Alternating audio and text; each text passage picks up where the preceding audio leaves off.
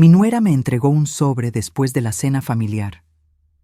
Ya que eres demasiado estúpida para darte cuenta de lo que está pasando, aquí tienes las pruebas. Tu querido hijo lleva años engañándote. Sus palabras me golpearon como una bofetada mientras sostenía aquel sobre Manila entre mis manos temblorosas. La familia reunida en mi sala quedó en silencio absoluto, todos mirándome con una mezcla de horror y curiosidad. El sobre pesaba como plomo entre mis dedos. Mi corazón latía tan fuerte que podía escucharlo en mis oídos mientras Lucía, mi nuera de 6 años, sonreía con malicia. Nunca había visto tanto veneno en la mirada de alguien que formaba parte de mi familia. Mi hijo Miguel se levantó de un salto, su rostro transformado por la furia. «Lucía, ¿qué demonios estás haciendo?», gritó, intentando arrebatarme el sobre. Pero yo lo aparté, sujetándolo contra mi pecho. Lo que fuera que contenía, necesitaba verlo con mis propios ojos. 20 años de matrimonio entre ellos y jamás había presenciado tal escena. Mi nieta Carmen, de 15 años, comenzó a llorar silenciosamente, mientras mi hijo menor, Javier, se acercaba protectoramente a mi lado. «Mamá, no lo abras», suplicó Miguel, su voz quebrándose. «Lucía está despechada porque le pedí el divorcio la semana pasada. Está inventando cosas para herirte, para herirnos a todos». Lucía soltó una carcajada que heló la sangre en mis venas. «¿Inventando? Dile la verdad, Miguel. Dile por qué quieres divorciarte después de 20 años. Dile sobre la traición que has estado planificando, sobre su herencia, sobre la casa que tanto ama». La palabra herencia resonó en la sala como un disparo. La casa familiar donde nos encontrábamos había pertenecido a mi familia por 3 generaciones. Mi esposo Ernesto, que en paz descanse, me la había dejado a mí junto con una considerable suma de dinero cuando falleció hace 5 años. Siempre había dicho que eventualmente todo sería para nuestros hijos, pero mientras yo viviera, este hogar seguiría siendo mío. «No sé de qué estás hablando», respondió Miguel, pero el temblor en su voz lo delataba. Conocía demasiado bien a mi hijo. Estaba mintiendo. Con dedos inseguros abrí el sobre. Dentro había fotografías, documentos legales y una USB.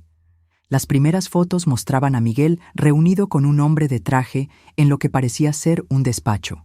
Reconocí al sujeto inmediatamente. Alberto Menéndez, un abogado conocido en la ciudad por sus prácticas cuestionables. «¿Qué es esto, Miguel?», pregunté, mi voz apenas un susurro. «Documentos para declararte incapacitada mentalmente», respondió Lucía antes de que Miguel pudiera hablar. «Tu querido hijo ha estado consultando con especialistas para falsificar pruebas de demencia. El plan era ingresarte en un asilo y vender esta casa para financiar su amante y el negocio que quiere abrir con ella». El matrimonio de mi hijo se desmoronaba frente a mis ojos, pero lo que más me dolía era descubrir esta traición que iba más allá de su relación. Era una traición hacia mí, su madre. «Es mentira», insistió Miguel, pero sus ojos evitaban los míos. Continué revisando los documentos. Efectivamente, había formularios parcialmente completados para solicitar mi incapacitación legal, evaluaciones psicológicas falsificadas, incluso un plan detallado para la venta de la propiedad una vez que yo estuviera debidamente institucionalizada. Mi familia me observaba en silencio mientras las lágrimas corrían por mis mejillas. 40 años cuidando a mis hijos, sacrificándome por ellos, dándoles todo lo que tenía, para terminar así, traicionada por mi primogénito. «¿Por qué, Miguel?», logré preguntar finalmente. «¿Tanto necesitas el dinero? Si estabas en problemas, podrías habérmelo dicho». «No lo entiendes, mamá», respondió, su voz más firme ahora que veía que todo estaba descubierto. «He esperado demasiado tiempo. Tengo 50 años y sigo viviendo como si fuera un empleado cualquiera. Este negocio es mi oportunidad. Y Claudia». Se detuvo, dándose cuenta de que había mencionado un nombre que yo no conocía. «Claudia», repitió Lucía con amargura, «su amante de 28 años, la misma por la que me está dejando, la misma que le ha convencido de que merece tu fortuna ahora y no cuando mueras naturalmente, que podría ser en 20 años más según su médico». La familia que creía conocer se desvanecía frente a mis ojos. Mi propio hijo había estado planeando robarme, declararme loca, encerrarme contra mi voluntad. El dolor era indescriptible, como si cada recuerdo feliz con él se estuviera tiñendo de negro. Fuera de mi casa, dije en voz baja, sorprendiéndome incluso a mí misma. Todos fuera, necesito pensar. Mamá, por favor, comenzó Miguel. Fuera, grité, con una fuerza que no sabía que tenía. Mañana hablaremos, ahora no puedo ni mirarte. Uno a uno fueron saliendo. Primero Lucía, con una extraña expresión de satisfacción vengativa. Luego mi nieta Carmen, sollozando mientras me abrazaba brevemente. Javier me besó en la frente, prometiendo volver al día siguiente. Miguel fue el último en marcharse, parado en el umbral como si quisiera decir algo más, pero finalmente se fue en silencio. Me quedé sola en aquella casa familiar llena de recuerdos, sosteniendo las pruebas de la traición de mi hijo. La venganza de Lucía hacia su marido había expuesto un complot que jamás hubiera imaginado. Mientras observaba las paredes que habían sido testigos de tantas celebraciones, cumpleaños, navidades y momentos felices, tomé una decisión. Nadie me quitaría lo que era mío por derecho. Esta casa representaba mi vida, mi historia, mi legado, y si Miguel pensaba que su madre era una anciana indefensa, estaba a punto de descubrir lo equivocado que estaba. Esa noche no pude dormir. A mis 65 años, nunca imaginé que enfrentaría una traición tan profunda de mi propio hijo. Revisé cada documento del sobre repetidamente, buscando algún error, alguna señal de que todo fuera una mentira elaborada por Lucía. Pero cada página confirmaba la terrible verdad. Miguel había estado consultando con abogados sobre cómo declararme mentalmente incapacitada. Había estado investigando asilos económicos y, lo más doloroso, había estado falsificando episodios de confusión y comportamiento errático en un diario que aparentemente llevaba meses escribiendo. A las 3 de la madrugada, finalmente conecté la USB a mi computadora. Contenía grabaciones. La primera era una conversación entre Miguel y el abogado Menéndez. Es complicado declarar incapacitada a alguien que evidentemente no lo está, decía la voz del abogado. Tu madre parece perfectamente lúcida. Por eso necesito su ayuda, respondía Miguel. Tengo un médico dispuesto a diagnosticar demencia incipiente, pero necesitamos más. Documentación, testigos, un caso sólido. ¿Has considerado que esto es ilegal? Si tu madre se da cuenta. Mi madre confía ciegamente en mí. Además, será más feliz en una residencia con atención especializada. Esta casa es demasiado grande para ella sola. La grabación continuaba, detallando cómo planeaban manipular pruebas y testimonios. Mencionaban a una tal Claudia repetidamente y cómo la venta de la propiedad financiaría su nueva vida juntos. Mientras escuchaba, algo cambió dentro de mí. El dolor seguía ahí, pero ahora se mezclaba con una determinación férrea. Esta casa, con su jardín, donde había plantado rosas durante 30 años, con la cocina donde había preparado miles de comidas familiares, con las paredes que guardaban las marcas de crecimiento de mis hijos. Nadie me la arrebataría con engaños. Al amanecer, hice 3 llamadas. La primera a mi hijo Javier, pidiéndole que viniera inmediatamente. La segunda a Martín Salgado, un viejo amigo de mi difunto esposo y abogado de confianza de la familia durante décadas. La tercera a Carmen, mi nieta, para asegurarle que estaba bien y pedirle que viniera con su padre. Javier llegó primero, preocupado y confundido. A sus 45 años, siempre había vivido bajo la sombra de su hermano mayor. Mientras le servía café en la cocina, le mostré todo lo que había descubierto. «No puedo creerlo», murmuró, pasándose la mano por el cabello encanecido prematuramente. «Siempre supe que Miguel era ambicioso, pero esto es criminal, mamá». «Lo sé», respondí, sorprendentemente calmada. «Y por eso necesito tu ayuda. No voy a permitir que me arrebaten lo que tu padre construyó para nosotros». Martín llegó poco después. A sus 70 años, seguía siendo un abogado formidable, conocido por su ética intachable. Revisó los documentos con expresión cada vez más sombría. «Isabel, esto es muy serio», dijo finalmente. «Miguel podría enfrentar cargos penales por intentar cometer este tipo de fraude. ¿Estás segura de que quieres proceder legalmente contra tu propio hijo?» La pregunta me golpeó con toda su fuerza. ¿Estaba dispuesta a llevar a mi primogénito ante la justicia? Las imágenes pasaron por mi mente. Miguel aprendiendo a caminar, Miguel en su graduación, Miguel el día de su boda con Lucía, y finalmente, Miguel conspirando para encerrarme y robarme. «No quiero destruir a mi hijo», respondí finalmente, «pero tampoco permitiré que me destruya a mí. Debe haber otra manera». Martín reflexionó un momento. «La hay.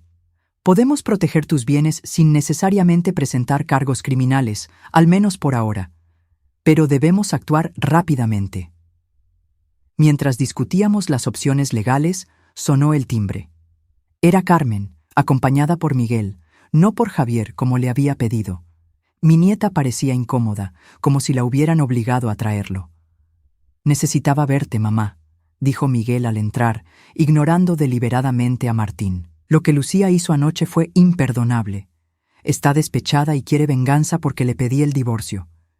«¿Y los documentos? ¿Las grabaciones?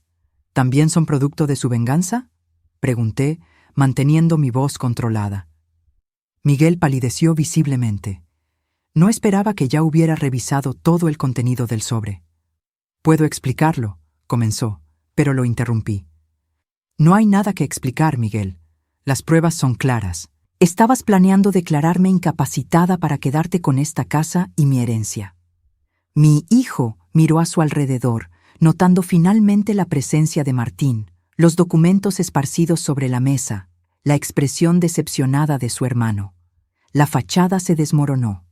«¡No lo entiendes!», exclamó, golpeando la mesa con el puño. «He esperado toda mi vida.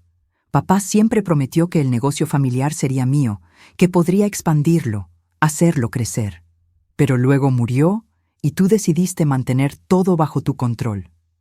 Tengo 50 años, mamá. ¿Cuánto tiempo más debo esperar para tener lo que me corresponde?». La rabia en su voz me sorprendió. Este no era el hijo que yo creía conocer. Este hombre frente a mí estaba consumido por la codicia y el resentimiento. «Tu padre nunca te prometió nada», respondí con firmeza.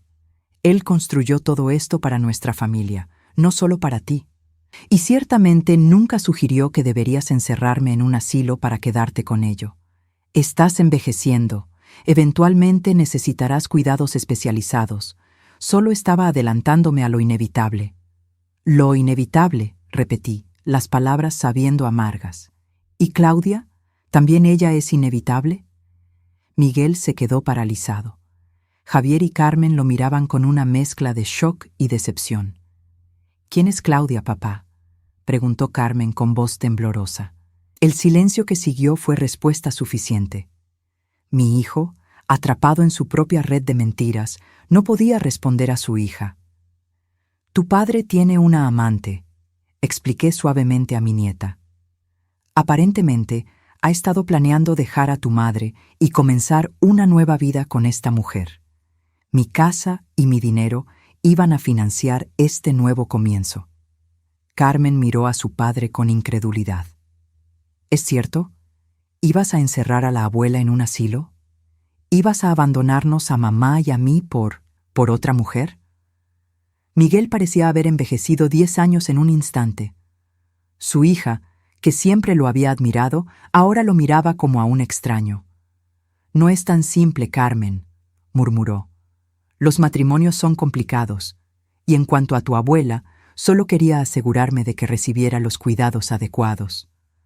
Encerrándomela en el asilo más barato que pudieras encontrar», concluí.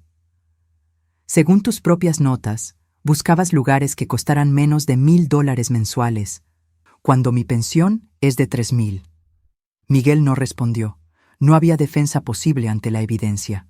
«Quiero que te vayas de mi casa ahora», dije con calma, «y no vuelvas hasta que estés preparado para decir la verdad, toda la verdad, a todos nosotros». «¿Me estás echando?», preguntó incrédulo. ¿A tu propio hijo? Estoy protegiendo lo que queda de nuestra familia, respondí. Y me estoy protegiendo a mí misma de ti, Miguel. Algo que evidentemente necesito hacer. Mi hijo miró a Javier, a Carmen, a Martín, buscando algún apoyo, alguna simpatía. No encontró ninguna.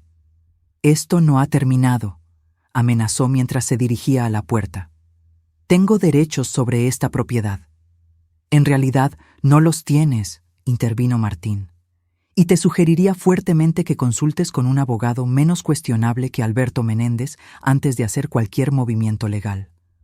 Lo que intentabas hacer es un delito grave, Miguel. La puerta se cerró con un golpe que pareció sacudir los cimientos de la casa. Me dejé caer en una silla, súbitamente agotada. En menos de 24 horas, mi familia se había fracturado irreparablemente.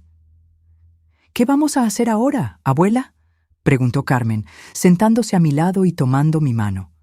Miré a mi nieta, luego a Javier y finalmente a Martín.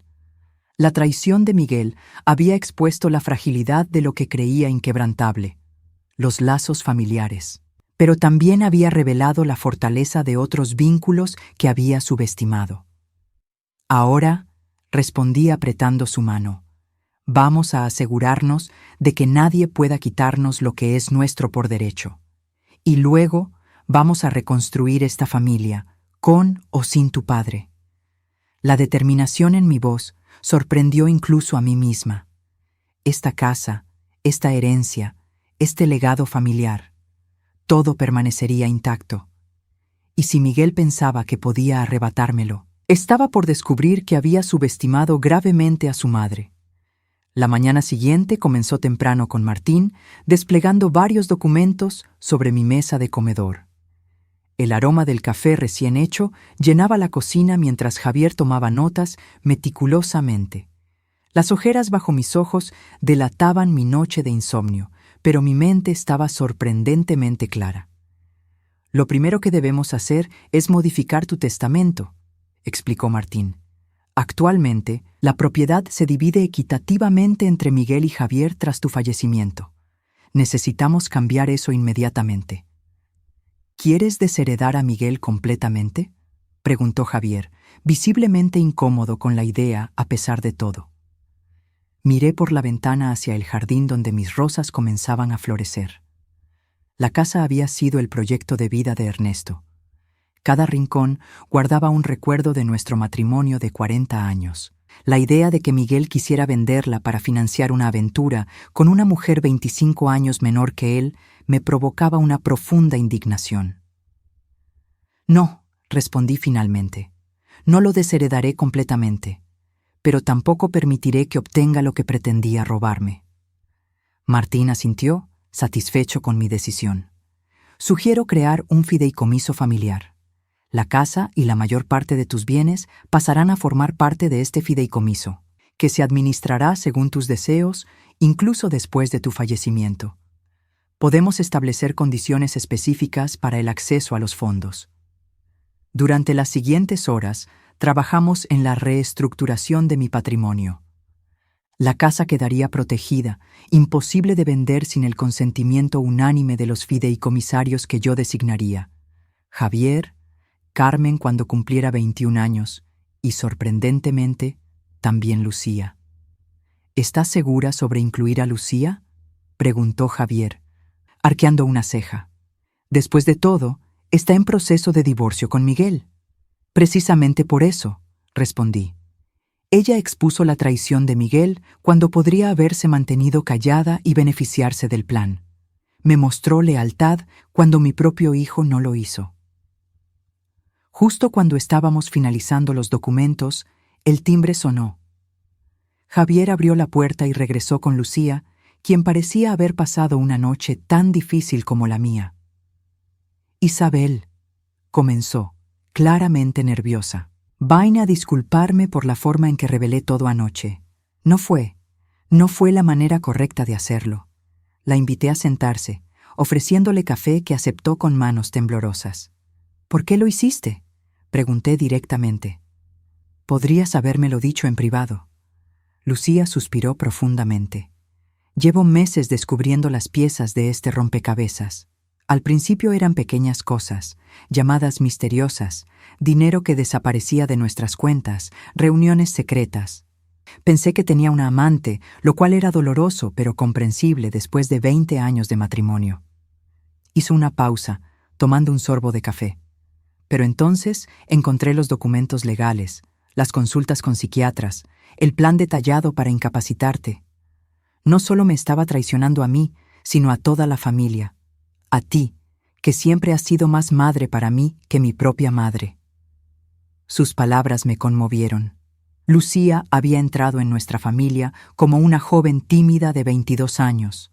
La había visto crecer, madurar, convertirse en madre.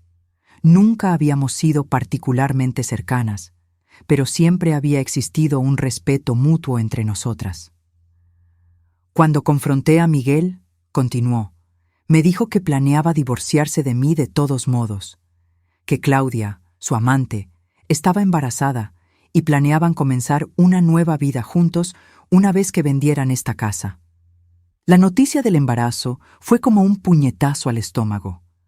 Miguel no solo estaba traicionando a su familia actual, sino creando otra simultáneamente. ¿Embarazada?, repitió Javier incrédulo. ¿Miguel va a tener un hijo con otra mujer?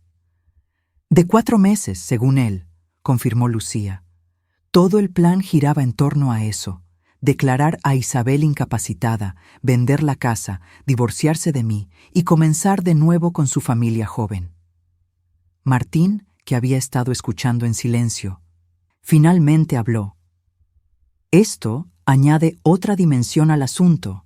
Si Miguel tiene otro heredero en camino, podría complicar cualquier acuerdo que intentemos alcanzar. No reconoceré a ese niño como mi nieto, declaré con una firmeza que sorprendió a todos, incluyéndome a mí misma. No cuando fue concebido como parte de un plan para robarme y abandonarme. Un silencio pesado cayó sobre la habitación. La traición de Miguel era más profunda de lo que habíamos imaginado inicialmente. No solo había planeado robarme mi patrimonio y encerrarme contra mi voluntad, sino que había estado construyendo una vida paralela, una familia alternativa que reemplazaría a la actual. Isabel, dijo Lucía suavemente, hay algo más que debes saber. Miguel ha estado difundiendo rumores sobre tu salud mental entre los vecinos y amigos de la familia. Ha estado preparando el terreno, haciendo que la gente crea que realmente estás perdiendo facultades. La indignación me invadió. ¿Cómo se atreve? ¿Cómo puede mentir así sobre su propia madre? Ha sido metódico, continuó Lucía. Cuenta anécdotas falsas sobre ti olvidando cosas, actuando erráticamente. Incluso le ha pedido a algunos vecinos que estén atentos a comportamientos preocupantes.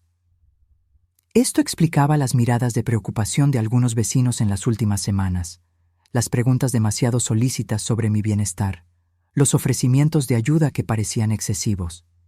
Necesitamos contraatacar, declaró Javier, golpeando la mesa con determinación. No podemos permitir que Miguel destruya tu reputación y te presente como una anciana senil cuando estás perfectamente lúcida. Estoy de acuerdo, intervino Martín. Isabel, además de modificar tu testamento, deberíamos obtener una evaluación psicológica oficial que certifique tu plena capacidad mental. Esto servirá como protección si Miguel intenta proceder con su plan original. Mientras discutíamos las estrategias legales, el teléfono sonó. Era Carmen, sollozando incontrolablemente. Abuela, logró decir entre lágrimas. Papá vino a casa y está sacando todas sus cosas. Dice que se va a vivir con ella, con Claudia. Mamá no está y no sé qué hacer. Voy para allá ahora mismo, respondió Lucía, poniéndose de pie inmediatamente. Iré contigo, dijo Javier. No deberías enfrentar esto sola. Mientras ellos se preparaban para salir, me acerqué a Lucía y tomé sus manos entre las mías. Eres parte de esta familia, le aseguré. Pase lo que pase con Miguel, siempre tendrás un lugar aquí, tú y Carmen. Sus ojos se llenaron de lágrimas mientras asentía. Gracias, Isabel. Eso significa más de lo que puedes imaginar. Después de que se marcharan, Martín y yo continuamos trabajando en los documentos legales. Además del fideicomiso familiar, decidimos establecer fondos universitarios separados para Carmen y cualquier otro nieto, incluido el hijo que Miguel estaba esperando con Claudia. La traición era imperdonable, pero los niños no tenían culpa de las acciones de sus padres. ¿Estás segura de incluir al hijo de Claudia?, preguntó Martín. No tienes ninguna obligación moral ni legal. Estoy segura, respondí. Ese niño llevará la sangre de Ernesto, sea cual sea la circunstancia de su concepción. Pero el acceso a estos fondos será estrictamente controlado, para educación únicamente. Mientras firmaba los documentos uno tras otro, sentí una extraña mezcla de dolor y liberación. Cada firma era una afirmación de mi autonomía, un rechazo a los planes de Miguel para controlar mi vida y mi legado. «Hay una cosa más que deberíamos considerar», dijo Martín, dudando ligeramente. Dada la gravedad de lo que Miguel intentaba hacer, podríamos presentar una denuncia formal. La idea de llevar a mi propio hijo ante la justicia me provocó un nudo en la garganta. «No», respondí finalmente. «No busco venganza, Martín. Solo quiero protegerme y proteger lo que Ernesto y yo construimos. La vergüenza pública, la pérdida de su familia, esas serán consecuencias suficientes para Miguel». El abogado asintió, respetando mi decisión. «Entonces debemos ser extremadamente cuidadosos con la redacción de estos documentos. Miguel no se rendirá fácilmente, especialmente con otra familia en camino que mantener». El teléfono volvió a sonar. Esta vez era Javier, su voz tensa y preocupada. «Mamá, la situación aquí es peor de lo que pensábamos. Miguel está completamente fuera de control. Ha amenazado a Lucía, le ha dicho que se asegurará de que no reciba nada en el divorcio. Carmen está devastada. Y hay algo más». «¿Qué ocurre?», pregunté, presintiendo que las malas noticias no habían terminado. «Claudia está aquí. Vino a ayudar a Miguel a empacar sus cosas. Es más joven de lo que imaginábamos y está presumiendo abiertamente de su embarazo frente a Carmen». La crueldad de la situación me dejó sin aliento. ¿Cómo podía Miguel permitir que su amante embarazada se presentara en su hogar familiar frente a su hija adolescente? «Trae a Lucía y Carmen aquí», decidí inmediatamente. «Pueden quedarse conmigo el tiempo que sea necesario. Esta casa es suficientemente grande para todos». Después de colgar, me acerqué a la ventana. El sol comenzaba a ponerse, proyectando largas sombras sobre el jardín que tanto amaba. En 24 horas, mi vida había dado un vuelco completo. El hijo en quien más confiaba había resultado ser un traidor. La nuera con quien mantenía una relación cordial pero distante se había convertido en una aliada inesperada. ¿Sabes qué es lo más doloroso, Martín?, dije sin apartar la mirada de mis rosas. No es la traición en sí, es darme cuenta de que no conocía realmente a mi propio hijo. ¿Cómo pude criar a alguien capaz de planear algo tan cruel contra su propia madre? Martín se acercó, colocando una mano reconfortante sobre mi hombro. «No te culpes, Isabel. Miguel tomó sus propias decisiones como adulto. Tú y Ernesto le dieron un hogar lleno de amor y valores. Que él decidiera ignorar esos valores no es un reflejo de tu crianza». Sus palabras ofrecían poco consuelo frente a la magnitud de la traición, pero asentí agradecida. Mientras observaba el atardecer sobre mi jardín, una determinación renovada creció dentro de mí. Esta casa, este legado familiar, no serían sacrificados para satisfacer la codicia de Miguel. Y yo, a mis 65 años, no sería declarada incapacitada y apartada como un mueble viejo e inservible. La familia que había conocido y amado durante décadas se había transformado irreversiblemente. Pero de las cenizas de esta traición comenzaba a vislumbrarse una nueva configuración familiar, unida no solo por la sangre, sino por la lealtad y el respeto mutuos. Esa noche, mientras preparaba habitaciones para Lucía y Carmen, comprendí que la venganza más efectiva contra los planes de Miguel no sería la ira ni las represalias legales, sino la creación de un nuevo hogar familiar del que él se había excluido a sí mismo con sus propias acciones. Y si pensaba que a mis 65 años sería una adversaria fácil de vencer, estaba por descubrir lo equivocado que estaba. 3 semanas después de la fatídica cena familiar, nuestra casa había adquirido una nueva dinámica. Lucía y Carmen se habían instalado en las habitaciones del segundo piso, trayendo una energía renovada al hogar que durante años había estado demasiado silencioso. Las mañanas comenzaban con el aroma del café y las conversaciones en la cocina. Las tardes frecuentemente nos encontraban trabajando juntas en el jardín, donde Lucía había demostrado tener una habilidad natural para la jardinería que yo desconocía. Miguel, mientras tanto, había pasado de las amenazas iniciales a un silencio preocupante. Según nos informó Martín, había contratado a un nuevo abogado, más prestigioso y seguramente más costoso que Alberto Menéndez. Las implicaciones eran claras. Mi hijo no había abandonado sus planes de obtener mi patrimonio. Simplemente estaba reformulando su estrategia. Esa mañana de jueves, mientras desayunábamos, el timbre sonó inesperadamente. Carmen, que ahora asistía a una nueva escuela más cercana a nuestra casa, fue a abrir. «¡Abuela!», llamó con voz tensa. «Es papá, y viene con otra persona». Intercambié miradas con Lucía, quien inmediatamente se puso a la defensiva. Durante estas semanas había descubierto una fortaleza en mi nuera que nunca había apreciado completamente. En el recibidor estaba Miguel, vestido con un traje que no le había visto antes, acompañado por una mujer elegante de mediana edad que llevaba un maletín.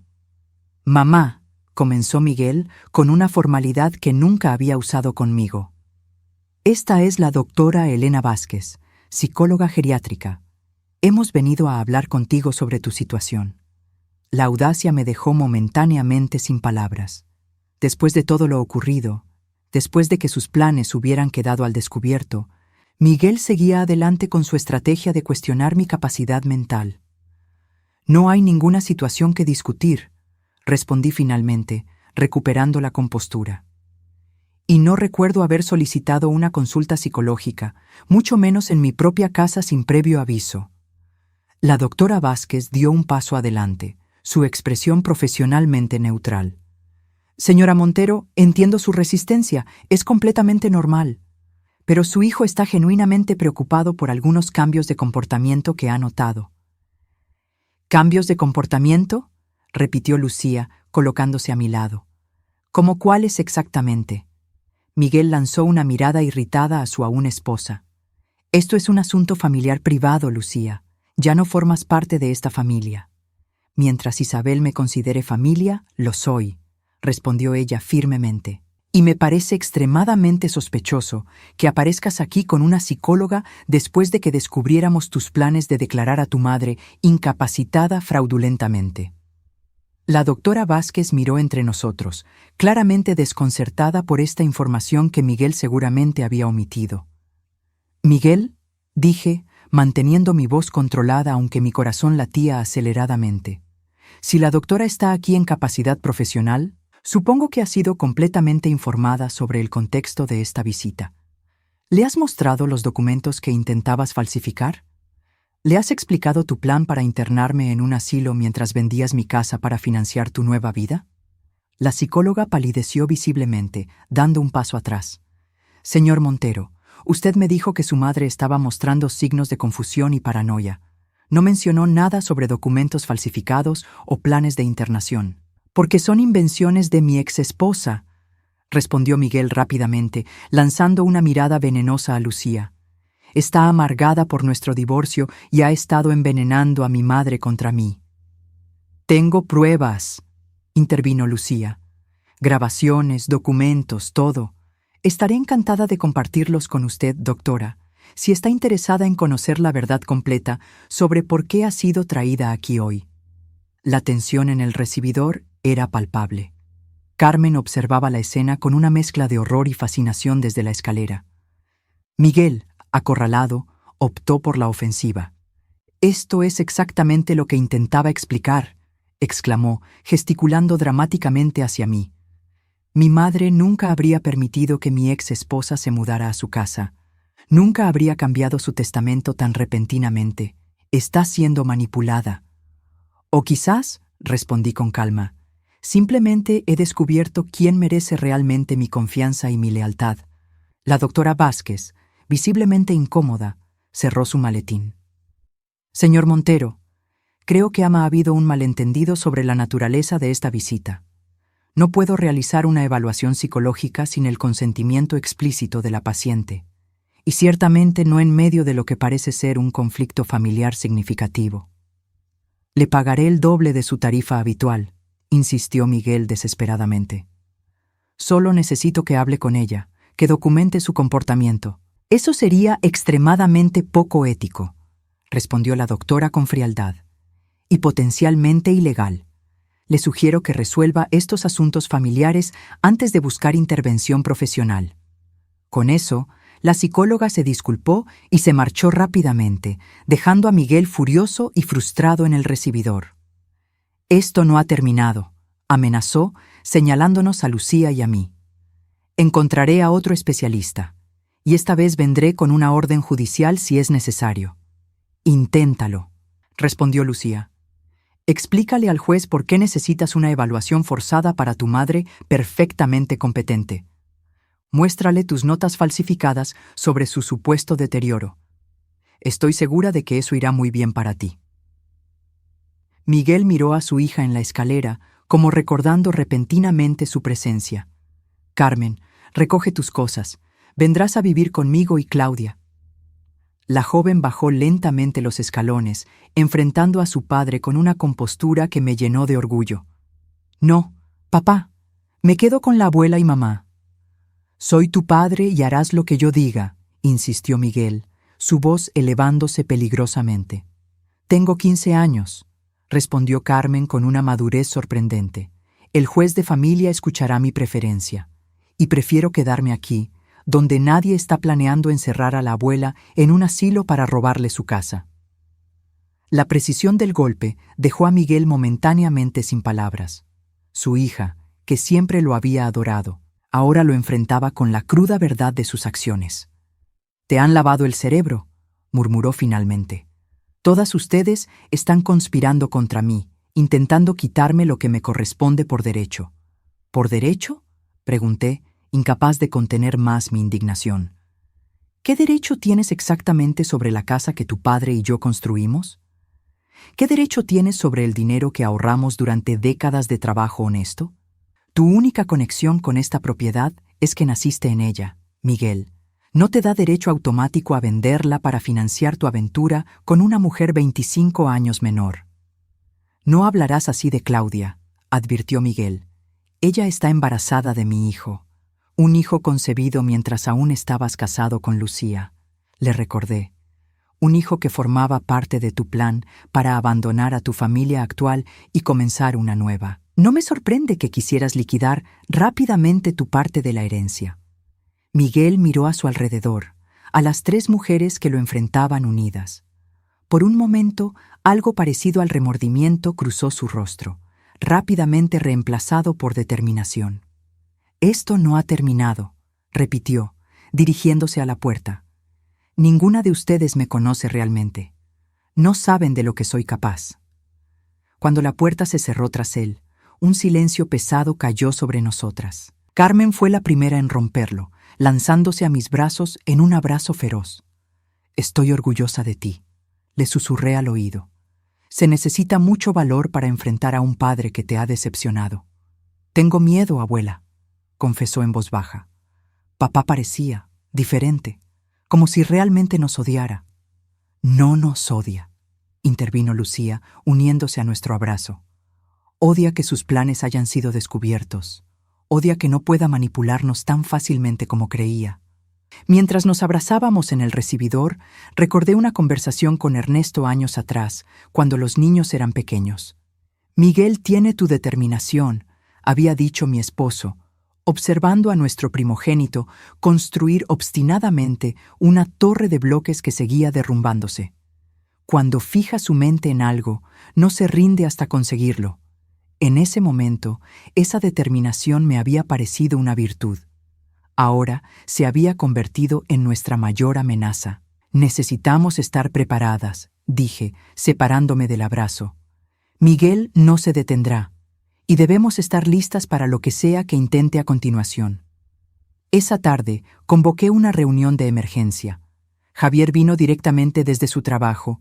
Martín trajo consigo a un investigador privado recomendado. Y sorprendentemente, la doctora Vázquez aceptó mi invitación telefónica para unirse a nosotros. Normalmente no me involucraría en disputas familiares, explicó la psicóloga, pero lo que presencié esta mañana me preocupó profundamente desde una perspectiva ética y profesional. Sentados alrededor de la mesa del comedor, desarrollamos un plan defensivo. El investigador, un hombre llamado Rafael con experiencia en casos de fraude familiar, comenzaría a rastrear los movimientos de Miguel y sus conexiones con Alberto Menéndez. La doctora Vázquez accedió a realizar una evaluación formal de mi capacidad mental, para tener documentación oficial de mi competencia. Martín aceleraría los trámites del fideicomiso y los cambios en mi testamento. Hay otro asunto que debemos considerar, mencionó Rafael mientras revisaba las notas preliminares. Si su hijo está verdaderamente desesperado, podría intentar algo más directo que la manipulación legal. ¿A qué se refiere?, preguntó Javier, tensándose visiblemente. En casos como este, he visto intentos de crear situaciones que parezcan accidentes domésticos, un gas dejado abierto, medicamentos intercambiados, una alfombra estratégicamente colocada cerca de una escalera. Un escalofrío recorrió la mesa. La idea de que Miguel pudiera intentar dañarme físicamente era casi inconcebible, pero después de todo lo que había descubierto, ya no podía descartar ninguna posibilidad. Instalaremos un sistema de seguridad, decidió Javier inmediatamente. Cámaras, alarmas, todo, y me mudaré temporalmente aquí también. No es necesario que abandones tu apartamento, protesté, aunque la idea de tener a mi hijo menor cerca me reconfortaba. Es completamente necesario, insistió, al menos hasta que sepamos exactamente qué está planeando Miguel. No voy a arriesgarme. Mientras discutíamos los detalles de nuestra estrategia defensiva, el teléfono sonó. Era un número desconocido. Dudé antes de contestar, colocándolo en altavoz. ¿Señora Isabel Montero?, preguntó una voz femenina joven. Sí, habla ella. Mi nombre es Claudia Rojas. Soy. Bueno, supongo que ya sabe quién soy. Un silencio tenso cayó sobre la habitación. Era la primera vez que escuchaba la voz de la mujer que había ayudado a destruir mi familia. Sé quién eres. Respondí neutralmente. ¿Qué puedo hacer por ti, Claudia? Necesito hablar con usted, dijo, su voz ligeramente temblorosa. En persona, hay cosas que debe saber, cosas sobre Miguel que no le ha contado. Lucía se inclinó hacia adelante susurrando. Podría ser una trampa. Cubrí el micrófono con la mano. O podría ser nuestra oportunidad de entender lo que realmente está sucediendo. Después de un momento de deliberación, acordé reunirme con Claudia en un café público al día siguiente. Rafael se ofreció a llegar antes para asegurarse de que no fuera una emboscada, y Javier insistió en acompañarme.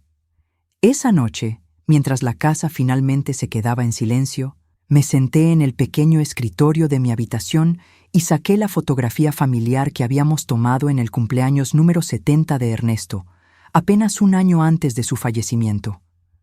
Allí estábamos todos, Ernesto y yo en el centro, flanqueados por Miguel y Lucía con una Carmen más joven, y Javier al otro lado, sonriendo, unidos, aparentemente felices. ¿Cuánto de esa felicidad había sido real? ¿Cuánto tiempo había estado Miguel planificando su traición? ¿Habría sospechado Ernesto alguna vez la verdadera naturaleza de nuestro hijo mayor? Pasé mi dedo sobre el rostro sonriente de mi difunto esposo. ¿Qué harías tú, mi amor?, susurré a la fotografía. ¿Cómo enfrentarías a un hijo que ha elegido la codicia sobre el amor familiar? No hubo respuesta, por supuesto, pero mientras guardaba la fotografía sentí una certeza creciente. Ernesto habría defendido nuestro hogar, nuestro legado, con la misma determinación que yo estaba descubriendo en mí misma. Y si Miguel pensaba que la edad me había debilitado, que sería una adversaria fácil de manipular y descartar, estaba cometiendo el error más grande de su vida. El café donde acordamos encontrarnos con Claudia era un lugar tranquilo en el centro de la ciudad, lo suficientemente público para sentirnos seguros, pero discreto para mantener una conversación privada. Rafael había llegado una hora antes, situándose estratégicamente en una mesa con vista a la entrada. Javier y yo ocupamos una mesa en el rincón más alejado, siguiendo las recomendaciones del investigador. A las 11 en punto, una mujer joven entró en el café. A pesar de las descripciones de Lucía, me sorprendió lo joven que parecía Claudia. Casi podría haber sido mi nieta. Su embarazo de casi 5 meses era visible bajo un vestido sencillo, y su expresión nerviosa contradecía la imagen de manipuladora calculadora que había construido en mi mente.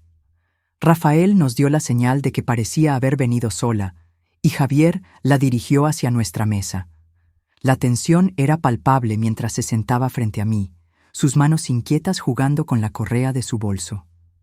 «Gracias por aceptar verme, señora Montero», comenzó, su voz más firme que en nuestra conversación telefónica. «Sé que debe odiarme». «No te odio, Claudia», respondí con sinceridad. «Apenas te conozco. Lo que siento es curiosidad sobre qué podrías querer decirme que sea tan importante». Ella miró brevemente a Javier, claramente incómoda con su presencia. «Mi hermano se queda», aclaré. «Después de todo lo ocurrido, entenderás que necesitamos tomar precauciones». Claudia asintió, aceptando la condición. «Es justo. Lo que tengo que decirle afecta a toda su familia de todos modos. Ordenamos café, un té de hierbas en su caso, por el bebé, y esperamos mientras el camarero se alejaba». «Miguel no es quien usted cree que es», comenzó Claudia, mirándome directamente a los ojos. «Y tampoco es quien yo creía que era cuando lo conocí». «¿Y quién es exactamente, según tú?», preguntó Javier, su tono cautelosamente neutral. «Un mentiroso», respondió ella simplemente. «Un manipulador que ha estado jugando con todos nosotros. Cuando comenzamos nuestra relación hace 2 años, me dijo que estaba divorciado, que su exesposa le había quitado todo en el proceso. Me contó que su madre, usted, sufría de demencia temprana y que él estaba luchando para cuidarla mientras reconstruía su vida. La historia era tan absurda que casi habría resultado cómica si no fuera tan dolorosamente reveladora. Obviamente nada de eso era cierto», continuó Claudia. «Pero yo le creí. ¿Por qué no habría de hacerlo? Era encantador, atento, parecía genuinamente preocupado por su madre enferma y resentido con un sistema legal que supuestamente había favorecido a su exesposa. Pero seguía casado con Lucía», señalé, «y yo estaba perfectamente sana. ¿Cuándo descubriste la verdad?». Claudia tomó un sorbo de su té, como buscando fuerzas. «Hace 3 semanas, el día después de aquella cena familiar donde todo salió a la luz. Miguel llegó a mi apartamento furioso, hablando sobre traición familiar y cómo su esposa había arruinado todo. Fue la primera vez que escuché que todavía estaba casado». «¿Y le creíste?», preguntó Javier escépticamente. «No inmediatamente. Pero entonces comenzó a hablar sobre los planes que tenía, sobre cómo aún podía arreglar las cosas. Mencionó otros médicos que podrían certificar la incapacidad de su madre, otros abogados que podrían presionar más efectivamente. Hablaba como si fuera algo completamente normal planear, encerrar a su madre en un asilo para quedarse con su casa». Un escalofrío recorrió mi espalda. La frialdad con que Miguel había planeado todo seguía siendo difícil de asimilar. «¿Por qué has decidido contarnos esto ahora?», pregunté, estudiando su rostro en busca de signos de engaño. «Estás esperando un hijo suyo. Tu futuro está ligado al de Miguel». Claudia puso instintivamente una mano sobre su vientre. «Precisamente por eso. No quiero que mi hijo crezca con un padre capaz de traicionar así a su propia familia. Y hay más». Dudó, mirando nerviosamente hacia la puerta como si temiera que Miguel pudiera aparecer en cualquier momento. Miguel ha estado desviando fondos de su empresa durante años, continuó en voz más baja. Ha estado falsificando registros contables, creando facturas ficticias. Ayer encontré documentos en su computadora, planes para culpar a su asistente si alguna vez se descubriera el fraude.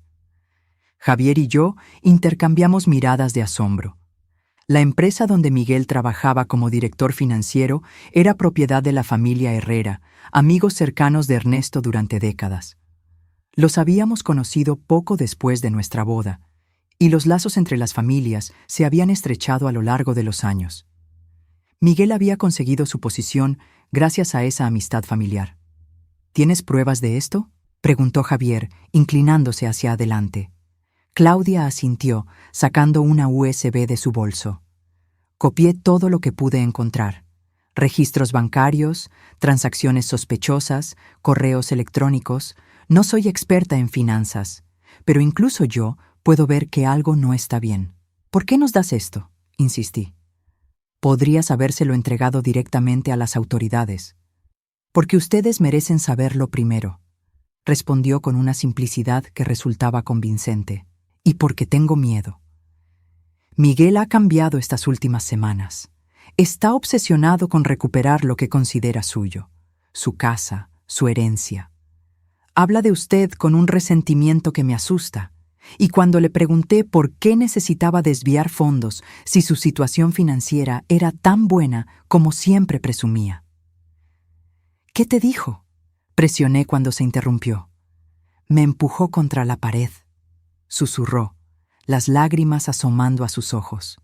Nunca había sido violento antes. Dijo que no era asunto mío, que tenía deudas de juego que saldar, y que si decía una palabra a alguien, me aseguraría de que nunca viera a mi hijo. El silencio que siguió a su revelación fue pesado, cargado de implicaciones. No solo estábamos lidiando con un hijo traidor, sino potencialmente con alguien peligroso. ¿Deudas de juego?, repitió Javier finalmente. ¿Miguel tiene problemas con el juego? Claudia asintió lentamente. Aparentemente lleva años. Utiliza múltiples identidades online, diferentes casinos. Por eso necesitaba tanto dinero tan rápidamente. No era solo por mí o por el bebé. Era para saldar deudas con personas peligrosas. Las piezas comenzaban a encajar. La desesperación de Miguel por obtener mi patrimonio, su insistencia en vender la casa rápidamente, su furia cuando sus planes fueron descubiertos. No era simplemente codicia, era desesperación. Claudia, dije, tomando una decisión instantánea, ¿tienes dónde quedarte? Un lugar donde Miguel no pueda encontrarte. Ella negó con la cabeza. He estado quedándome con una amiga estos últimos días, pero no puedo abusar de su hospitalidad indefinidamente. Estaba pensando en volver con mis padres en Valencia, pero necesito tiempo para organizarlo todo. Puedes quedarte con nosotras, ofrecí sin dudarlo. La casa es suficientemente grande. Javier me miró con sorpresa. Mamá, ¿estás segura? Ella es la madre del futuro nieto de Ernesto, completé firmemente. Y alguien que ha tenido el valor de venir a advertirnos arriesgándose a la ira de Miguel. Merece nuestra protección. La gratitud en los ojos de Claudia era inconfundible, pero también había duda. ¿Y Lucía? No creo que quiera compartir techo con la amante de su esposo. Ex esposo pronto, corregí. Y Lucía tiene un corazón más grande de lo que crees. Hablaré con ella. La decisión final será suya, por supuesto. Pero te garantizo un lugar seguro mientras tanto. Al salir del café, sentí como si hubiera envejecido 10 años en una hora. Las revelaciones de Claudia habían transformado mi comprensión de la situación. Miguel no era simplemente un hijo ambicioso dispuesto a sacrificar a su madre por un nuevo comienzo. Era un hombre atrapado en una espiral de mentiras, fraude y adicción, dispuesto a destruir a cualquiera que se interpusiera en su camino hacia lo que consideraba su salvación financiera. El camino a casa fue silencioso, cada uno perdido en sus propios pensamientos. Rafael nos seguía discretamente en otro vehículo, una precaución que ahora parecía más necesaria que nunca. Al llegar, encontramos a Lucía y Carmen en el jardín trasero, trabajando juntas en un nuevo cantero de flores. La escena doméstica, tan normal y pacífica, contrastaba dolorosamente con las oscuras revelaciones de la mañana. «Tenemos que hablar», le dije a Lucía, mientras Javier llevaba a Claudia a la cocina para ofrecerle algo de comer. Iba a ser una conversación difícil. En la privacidad de mi estudio, le relaté todo lo que habíamos aprendido. Esperaba ira, indignación, quizás incluso que se negara rotundamente a permitir que Claudia se quedara. En cambio, después de un largo silencio, Lucía me sorprendió una vez más. «Siempre supe que había algo más», dijo finalmente. «Miguel nunca fue particularmente astuto con el dinero. Siempre gastaba más de lo que ganaba. Siempre había explicaciones vagas sobre inversiones o bonificaciones que nunca se materializaban. Sospechaba que tenía otra mujer, pero nunca imaginé deudas de juego o fraude empresarial». «¿Entonces no te opones a que Claudia se quede?». Lucía sonrió tristemente. «¿Cómo podría? Ella es otra víctima de Miguel, igual que nosotras, y está esperando un bebé que, te guste o no, será parte de esta familia, un nieto de Ernesto, como has dicho». La abracé impulsivamente, conmovida por su generosidad de espíritu. «Eres una mujer extraordinaria, Lucía. Siempre lo has sido, y lamento no haberlo reconocido antes». «Bueno», respondió con una ligereza forzada, «parece que Miguel tiene un talento para elegir mujeres fuertes. Primero tú, luego yo, ahora Claudia. No somos lo que él esperaba, evidentemente». La integración de Claudia en nuestro hogar fue sorprendentemente fluida. Después de la incomodidad inicial, ella y Lucía desarrollaron una extraña camaradería basada en su experiencia compartida como mujeres engañadas por el mismo hombre. Carmen, después de un periodo de recelo comprensible, comenzó a interesarse por el embarazo de Claudia, fascinada por la idea de tener un medio hermano. Mientras tanto, Rafael y Martín trabajaban incansablemente en varios frentes. La USB proporcionada por Claudia resultó ser una mina de oro de información incriminatoria. Miguel no solo había estado desviando fondos de la empresa Herrera, sino que había establecido cuentas offshore donde ocultaba el dinero. Las cantidades involucradas eran sustanciales, más de $500,000 a lo largo de 5 años. «Tenemos que informar a los Herrera», insistió Javier durante una de nuestras reuniones estratégicas. «Han confiado en Miguel durante años. Merecen saber la verdad». «¿Y lo harán?», acordé. «Pero primero necesitamos asegurarnos de que nuestra propia situación esté protegida legalmente. Si Miguel descubre que sabemos sobre el fraude, podría acelerar cualquier plan que tenga contra nosotros». La semana siguiente transcurrió en una calma tensa. El fideicomiso familiar fue establecido oficialmente, protegiendo la casa y la mayor parte de mis bienes. La doctora Vázquez completó su evaluación formal, certificando mi plena capacidad mental. Instalamos un sistema de seguridad completo en la casa, con cámaras y alarmas. Y finalmente, después de mucha deliberación, concertamos una reunión con Francisco Herrera, fundador y presidente de la empresa donde trabajaba Miguel. La reunión tuvo lugar en mi casa, un sábado por la mañana. Francisco, un hombre de 70 años que había sido amigo cercano de Ernesto, escuchó nuestra explicación con una expresión cada vez más sombría. Cuando le mostramos la evidencia del fraude, permaneció largo tiempo en silencio, estudiando los documentos con atención meticulosa.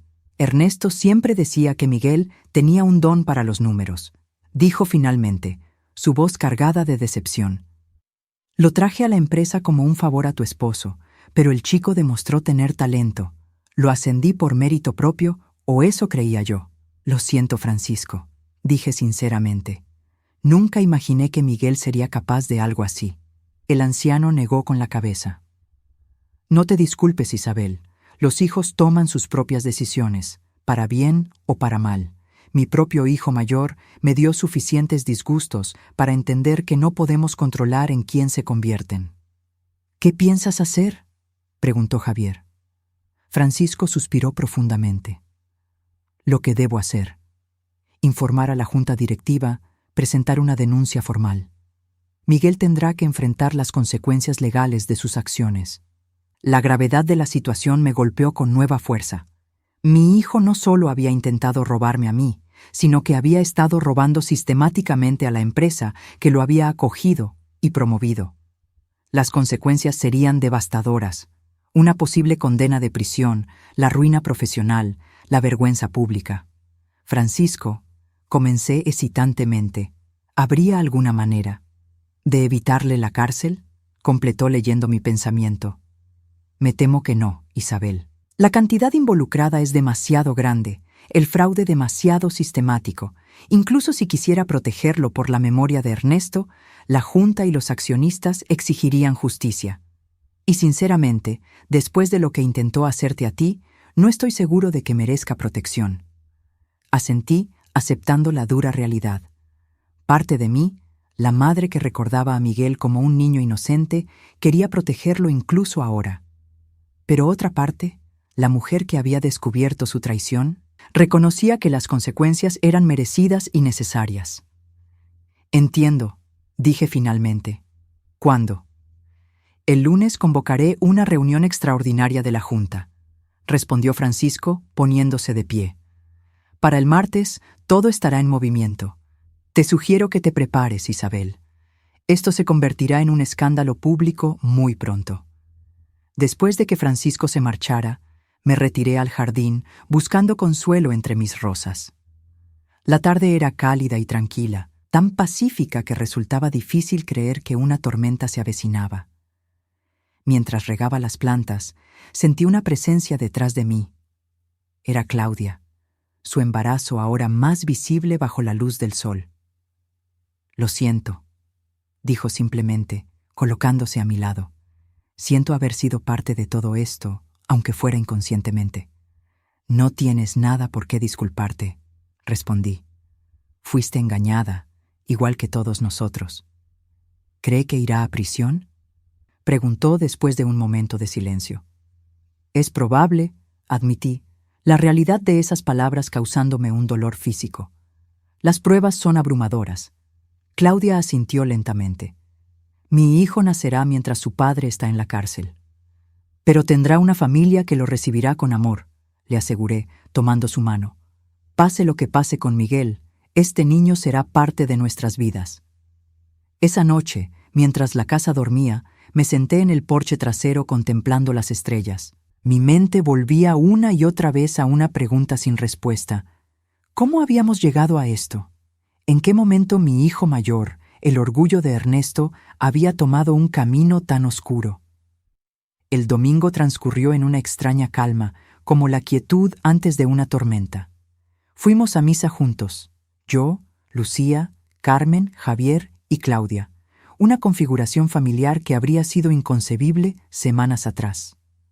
Las miradas curiosas de los vecinos nos seguían, sin duda alimentadas por los rumores que Miguel había estado esparciendo sobre mi supuesta incapacidad mental. Esa noche, mientras cenábamos, el teléfono sonó. Era Miguel. Mamá. Su voz sonaba extrañamente calmada, casi serena. Necesito verte, mañana temprano, antes de que vayas a cualquier parte. La llamada inesperada me puso instantáneamente en alerta. ¿Por qué, Miguel? Creo que ya hemos dicho todo lo que teníamos que decirnos.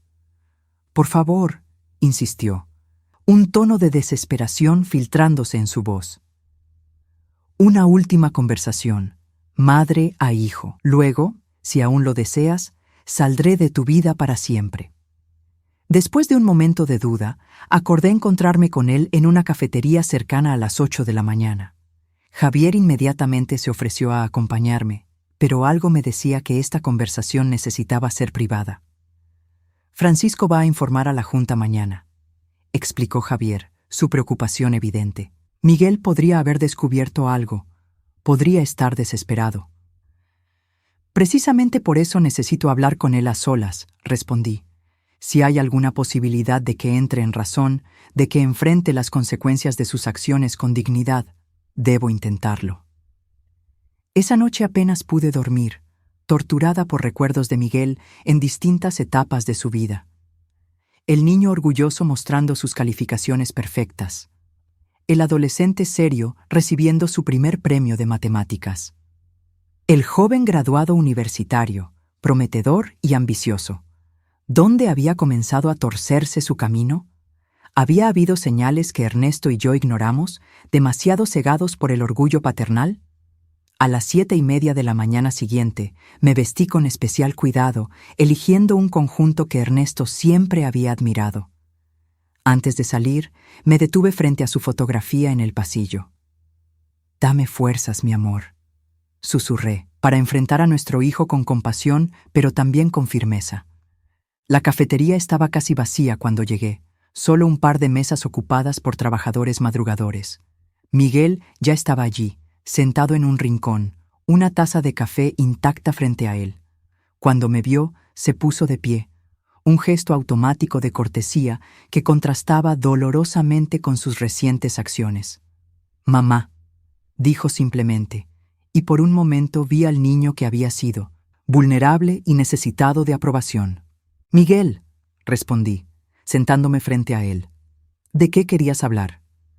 Mi hijo me estudió durante un largo momento, como si me viera realmente por primera vez en años. Había envejecido notablemente en estas semanas. Nuevas canas en sus sienes, arrugas más profundas alrededor de sus ojos, una palidez enfermiza en su rostro antes saludable. «Lo sabes, ¿verdad?», preguntó finalmente. «Sobre el dinero de la empresa». No vi razón para negarlo. «Sí, lo sabemos. Francisco convocará a la junta directiva hoy».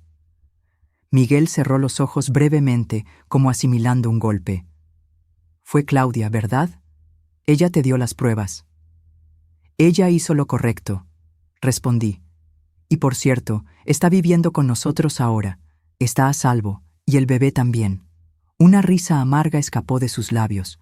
Mi madre, mi exesposa y mi amante, todas viviendo juntas como una gran familia feliz. Es casi poético. «No tiene por qué ser así, Miguel», dije, extendiendo mi mano sobre la mesa sin llegar a tocarlo. «Todavía puedes hacer lo correcto. Confesar, devolver lo que puedas, enfrentar las consecuencias con dignidad». «¿Dignidad?», repitió con incredulidad. «¿Qué dignidad puede haber en la prisión, mamá? ¿Qué dignidad queda cuando lo has perdido todo?» «No lo has perdido todo», insistí. «Tienes un hijo en camino. Tienes una hija que, a pesar de todo, sigue amándote. Tienes una familia que, con tiempo y verdadero arrepentimiento, podría perdonarte eventualmente». Miguel me miró fijamente, y por un momento creí ver un destello de remordimiento en sus ojos. Pero se desvaneció rápidamente, reemplazado por algo más duro, más calculador. «Te equivocas, mamá», dijo finalmente, su voz nuevamente controlada. «Ya lo he perdido todo. Y la verdad es que nunca tuve mucho para empezar, ¿verdad? Siempre fui el hijo que tenía que ser perfecto, el que tenía que cumplir todas las expectativas. Javier podía ser mediocre y seguía siendo el favorito de papá. Yo tenía que sobresalir solo para recibir una fracción de la atención que él recibía naturalmente». «Eso no es cierto», protesté, aunque sus palabras tocaban una inseguridad que había existido en nuestra familia durante años. Ernesto siempre había sido más duro con Miguel, esperando más de él precisamente porque mostraba más potencial.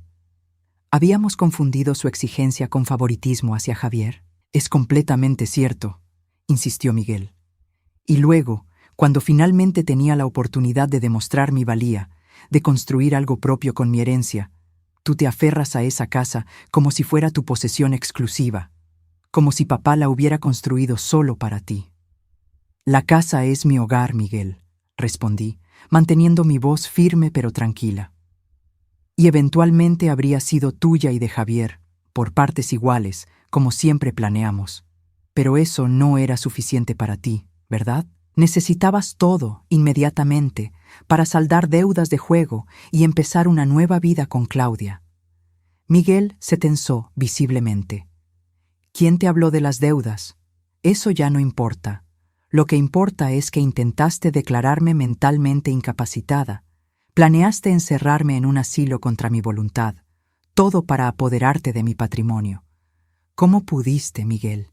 ¿Cómo pudiste siquiera contemplar hacerle eso a tu propia madre? Por primera vez, vi verdadera vergüenza en su rostro. No empezó así, murmuró.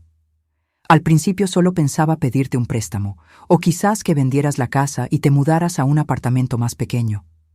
Pero las deudas crecían, los prestamistas se volvían más amenazantes, y luego Claudia quedó embarazada. Y decidiste que la solución era declararme incapacitada, completé, robarme mi hogar, mi dignidad, mi independencia.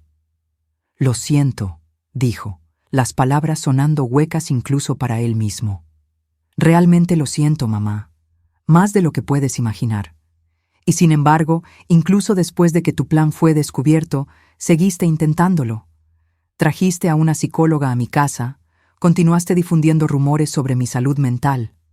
Miguel no respondió, su mirada fija en la taza de café frío. ¿Qué esperabas lograr con esta conversación, Miguel? Pregunté finalmente. ¿Querías mi perdón? ¿Mi comprensión? ¿O simplemente querías ver mi rostro una última vez antes de que todo explote?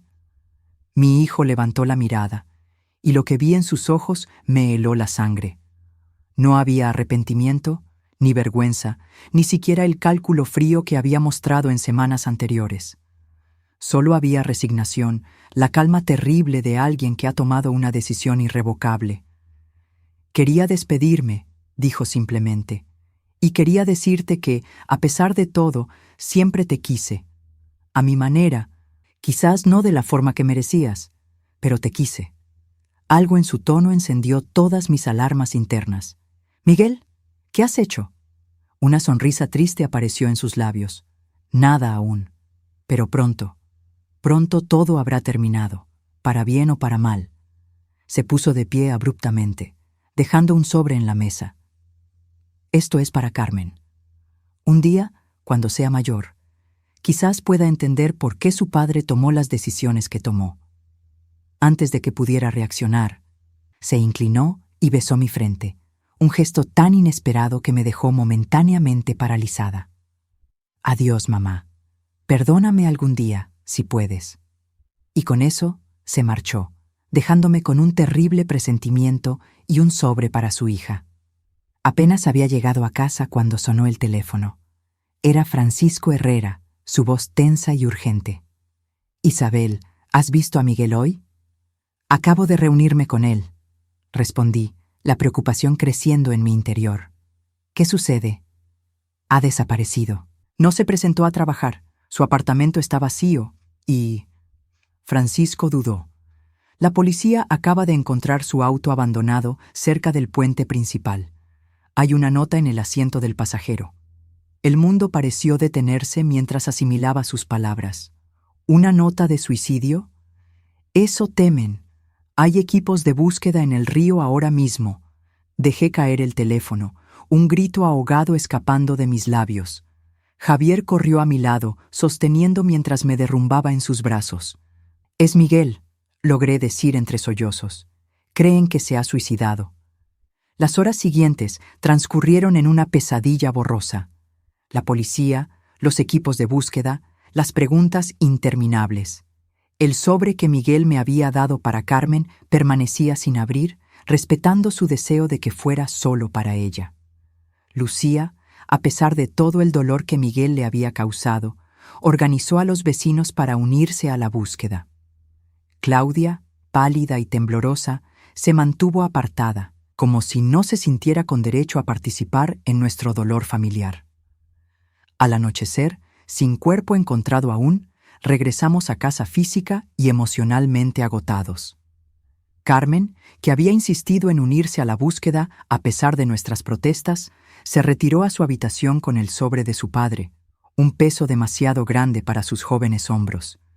Sentada en la cocina con Javier, Lucía y Claudia, el silencio entre nosotros era pesado pero compartido. Cualquiera que hubieran sido las traiciones de Miguel, seguía siendo mi hijo, el padre de Carmen, el esposo que Lucía había amado durante 20 años, el padre del bebé que Claudia esperaba. «No podemos estar seguros», dijo finalmente Javier, rompiendo el silencio. «Hasta que encuentren, Hasta que haya confirmación, no podemos estar seguros de lo que ha hecho.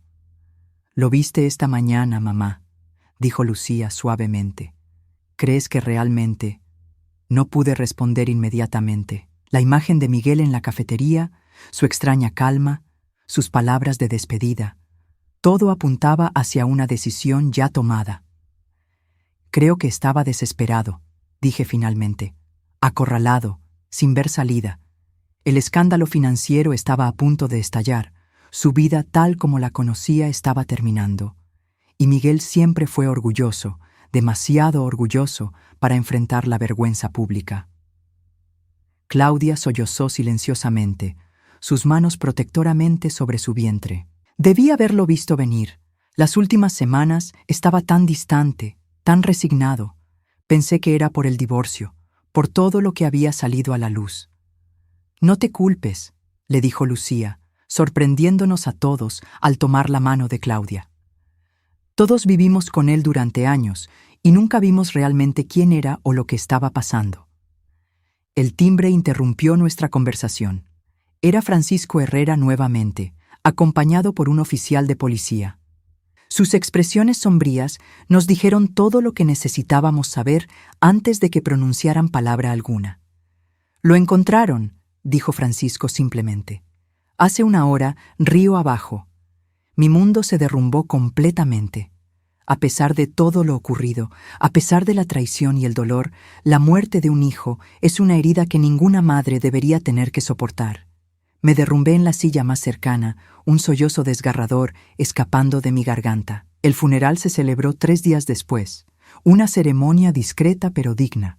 A pesar de los rumores sobre las circunstancias de su muerte y las acusaciones de fraude que ya circulaban, la comunidad respondió con respeto y compasión.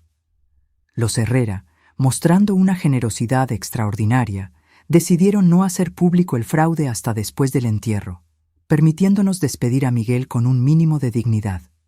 Carmen, mostrando una fortaleza que me recordaba a su abuelo, permaneció firme durante toda la ceremonia, sosteniendo mi mano con determinación.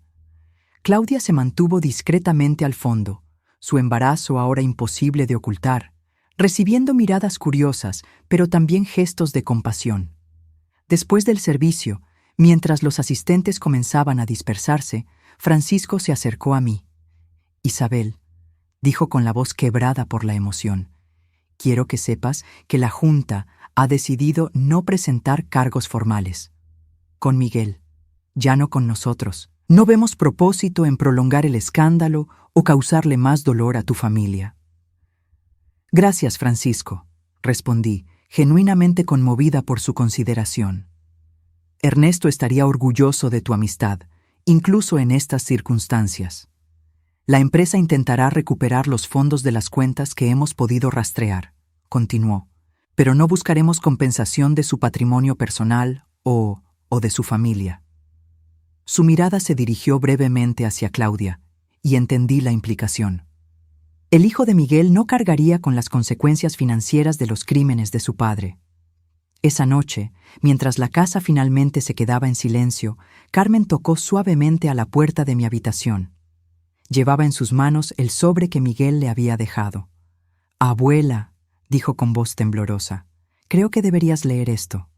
«Es para ti, cariño», respondí. «Tu padre quería que fuera privado». Carmen negó con la cabeza. «Lo leí ayer, y creo que todos necesitan leerlo, especialmente tú». Tomé el sobre con manos temblorosas. Dentro había varias páginas escritas a mano, la letra inconfundiblemente de Miguel. Era parte confesión, parte explicación, parte despedida. Explicaba cómo había comenzado con el juego como una distracción inofensiva y cómo, gradualmente, se había convertido en una adicción incontrolable. Cómo las deudas habían crecido hasta ser abrumadoras. Cómo el fraude en la empresa había comenzado como una solución temporal que se convirtió en un sistema regular. «Nunca quise lastimar a nadie», escribía, «especialmente a ti, Carmen, o a tu abuela. Pero el miedo y la vergüenza pueden transformar a una persona en alguien que ni siquiera reconoce. Me convertí en un extraño para mí mismo, atrapado en una espiral de mentiras que se hacían cada vez más grandes, cada vez más desesperadas.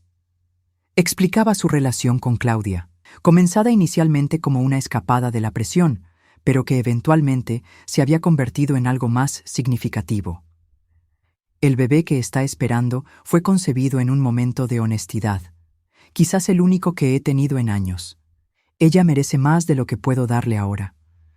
La carta continuaba detallando su plan para declararme incapacitada, admitiendo la crueldad y la traición que representaba.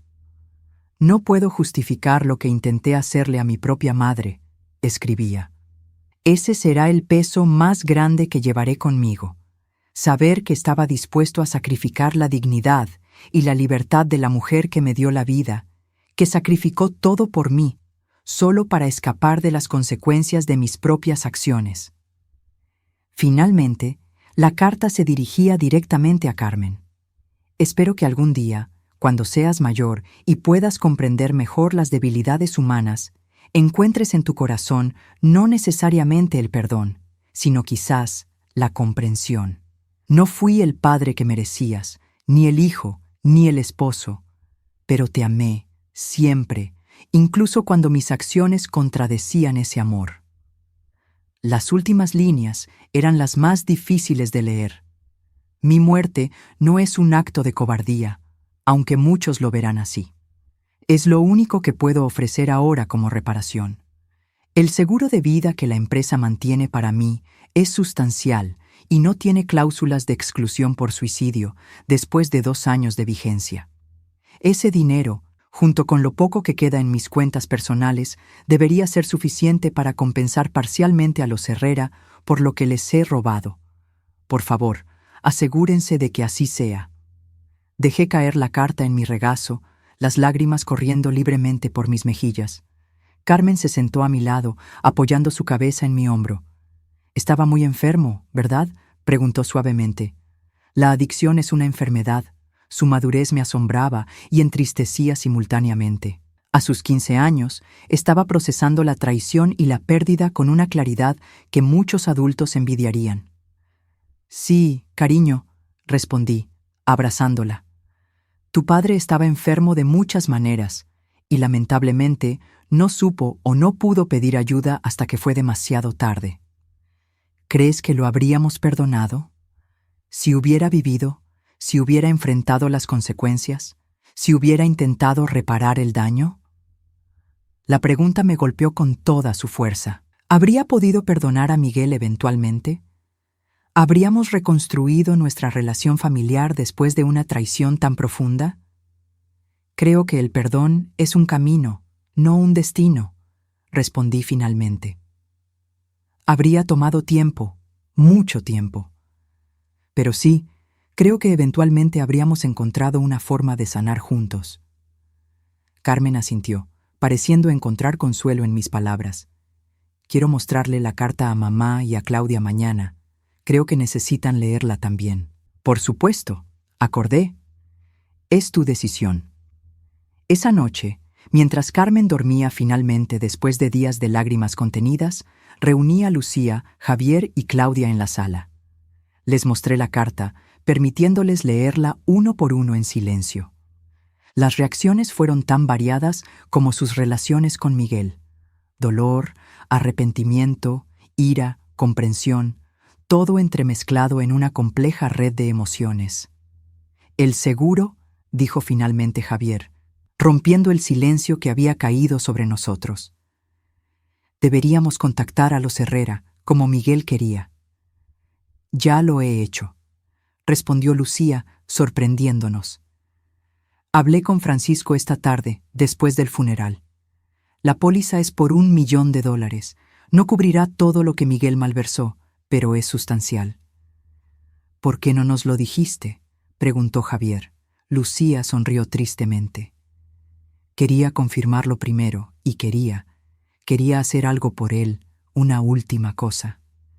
Asegurarme de que al menos esta parte de sus deseos se cumpliera. Miré a esta mujer extraordinaria, que después de todo el dolor que Miguel le había causado, todavía encontraba en su corazón la compasión para honrar su último deseo. En ese momento, me sentí profundamente agradecida por la familia que habíamos formado en medio de la tragedia. No la familia que había esperado o planeado, sino una unida por algo más fuerte que la sangre, la elección consciente de permanecer juntos, de apoyarnos mutuamente, de encontrar un camino hacia adelante. «Hay otra cosa que debemos decidir», dijo Claudia, hablando por primera vez. Su mano descansaba protectoramente sobre su vientre, ahora notablemente redondeado. El nombre del bebé. Si es niño, había pensado en llamarlo Ernesto. La sugerencia me dejó sin aliento por un momento. La idea de que mi nieto llevara el nombre de su abuelo, un hombre que nunca conoció, pero cuya sangre corría por sus venas, me conmovió profundamente. «Creo que es perfecto», logré decir finalmente. «A papá le habría encantado», añadió Javier, su voz cargada de emoción. Esa noche, mientras todos se retiraban a descansar, permanecí sola en la sala, contemplando la fotografía familiar que ocupaba el lugar central en la repisa. La imagen de tiempos más felices, cuando nuestra familia parecía perfecta e inquebrantable. Ahora sabía que esa perfección había sido en parte ilusoria, que bajo la superficie existían grietas que eventualmente se convertirían en abismos. Pero mientras observaba la casa silenciosa a mi alrededor, sentí también un extraño sentido de paz comenzando a formarse. Esta casa, que Miguel había codiciado tan desesperadamente, se había convertido en un refugio para las personas que él había dejado atrás: su hija, su esposa, la madre de su hijo por nacer, su madre. De alguna manera, a pesar de sus intenciones, había logrado reunirnos, forjando lazos que quizás nunca se habrían formado de otra manera. 6 meses después, en una fresca mañana de primavera, Ernesto Miguel Rojas nació en la habitación que una vez había pertenecido a su padre. Claudia había insistido en un parto en casa, rodeada por lo que ahora consideraba su familia. Lucía, sorprendentemente, se había convertido en su mayor apoyo durante el embarazo, transformando su dolor compartido en una amistad improbable, pero genuina. El pequeño Ernesto tenía los ojos de Miguel y, según Javier, la misma expresión determinada que recordaba en nuestro padre. Carmen se había convertido instantáneamente en una hermana mayor protectora, pasando cada momento libre junto al bebé, contándole historias sobre su padre. No el hombre desesperado que había intentado robar a su madre, sino el padre que recordaba de su infancia, el que le enseñó a montar en bicicleta y la ayudaba con las matemáticas. El fideicomiso familiar que habíamos establecido para proteger la casa de Miguel ahora servía un propósito diferente: asegurar que tanto Carmen como el pequeño Ernesto tuvieran garantizada su educación y un comienzo sólido en la vida. Lucía había encontrado un nuevo propósito profesional, regresando a la universidad para completar el título que había abandonado cuando Carmen nació. Claudia, mostrando un talento inesperado para la jardinería, había asumido el cuidado de mis rosas, añadiendo nuevas variedades que florecían espléndidamente bajo su atención. Una tarde, mientras sostenía a mi nieto en brazos, observando cómo su pequeña mano agarraba firmemente mi dedo, Lucía se sentó a mi lado en el porche. «¿Sabes qué he estado pensando últimamente?», dijo, mirando hacia el jardín donde Carmen ayudaba a Claudia con las nuevas plantaciones, sobre cómo las tragedias pueden, sorprendentemente, transformarse en bendiciones inesperadas. «¿A qué te refieres?», pregunté, aunque creía entender lo que quería decir. Si Miguel no hubiera. Si no hubiera intentado lo que intentó, si Claudia no hubiera encontrado esos documentos y decidido mostrártelos, si yo no hubiera descubierto la verdad sobre su infidelidad. Nunca habríamos formado esta familia que tenemos ahora. Asentí, comprendiendo perfectamente. La vida rara vez sigue los caminos que planeamos. A veces nos lleva por rutas oscuras y dolorosas para conducirnos hacia luces que nunca habríamos encontrado de otra manera. Lucía tomó mi mano libre, apretándola con afecto. «Sabes, durante los 20 años que estuve casada con Miguel, siempre te vi como la suegra. respetada, quizás incluso apreciada, pero siempre a cierta distancia. Nunca imaginé que terminaría siendo una de las personas más importantes en mi vida. Las palabras me conmovieron profundamente, y yo nunca imaginé que mi familia crecería de esta manera, en estas circunstancias. Pero aquí estamos, repitió, su mirada dirigiéndose hacia Carmen y Claudia, que ahora reían juntas mientras trabajaban en el jardín. Algo bueno surgió de todo ese dolor, al final. El pequeño Ernesto se removió en mis brazos, sus ojitos abriéndose brevemente antes de volver a sumergirse en el sueño pacífico de la infancia. Este niño, nacido de traición y tragedia, ahora representaba el futuro, la continuación de nuestra familia reconstruida. La casa que Miguel había codiciado tanto, que había estado dispuesto a encerrarme en un asilo para obtener, ahora servía su propósito original: ser un hogar, un refugio, un lugar donde la familia se reunía y crecía. No de la manera que Ernesto y yo habíamos imaginado cuando la construimos, ciertamente no de la forma que Miguel había planeado cuando conspiró para arrebatármela, sino de una manera nueva e inesperada. A veces, cuando el dolor por la pérdida de mi hijo mayor me golpeaba con renovada fuerza, me preguntaba si habría podido hacer algo diferente, si habría podido reconocer las señales de su desesperación antes de que fuera demasiado tarde. Pero luego miraba a mi alrededor, a la familia que habíamos formado de las cenizas de la traición, y comprendía que algunas preguntas no tienen respuestas satisfactorias. Lo único que podemos hacer es seguir adelante, honrando la memoria de los que hemos perdido mientras construimos algo nuevo con los que permanecen. Y así, a mis 65 años, encontré una nueva definición de familia, no basada únicamente en la sangre o el matrimonio, sino en la elección consciente de permanecer juntos, de apoyarnos mutuamente, de perdonar cuando es posible y de recordar con amor incluso cuando el perdón resulta demasiado difícil. La traición de Miguel había pretendido robarme mi hogar, mi independencia, mi dignidad, pero al final me había dado algo que nunca habría esperado: una familia más grande, más fuerte y más completa de lo que jamás había imaginado. Y en esa transformación inesperada del dolor en propósito, de la pérdida en ganancia, encontré una paz que creía perdida para siempre. Un año después de la muerte de Miguel, nos reunimos todos en el jardín para celebrar el primer cumpleaños del pequeño Ernesto. La casa estaba llena de risas y conversaciones, tan diferente del silencio que había reinado durante los años después de la muerte de mi esposo. Carmen, ahora de 16 años y floreciendo en una joven mujer segura de sí misma, había invitado a algunos amigos de la escuela.